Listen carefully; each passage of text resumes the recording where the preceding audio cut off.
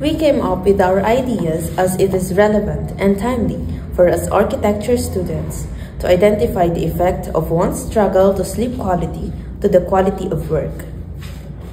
Our group starts the brainstorming for our topic, and after that, we start to formulate questions for data gathering. We use Microsoft Forms to gather the data to get 40 respondents, and we proceed to Excel for the computation in order to know the hypothesis. The correlation coefficient R is equals to 0.058, which indicates a weak positive correlation.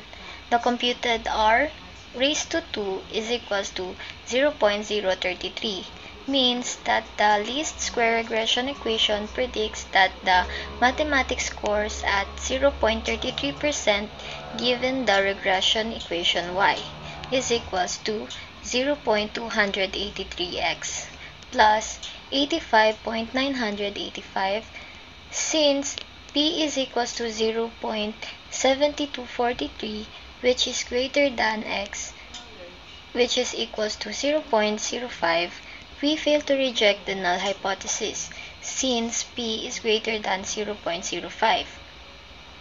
We can conclude that there is no significant relationship between the number of hours of sleep and their midterm plate scores at x, which is equals to 0.05 level of significance.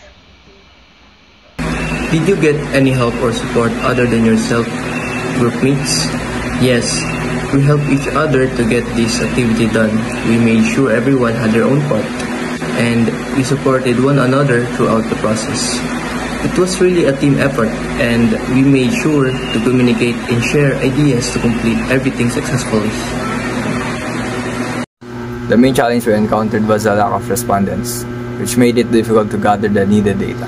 Because of this, we faced delays and were unable to submit our final output on time.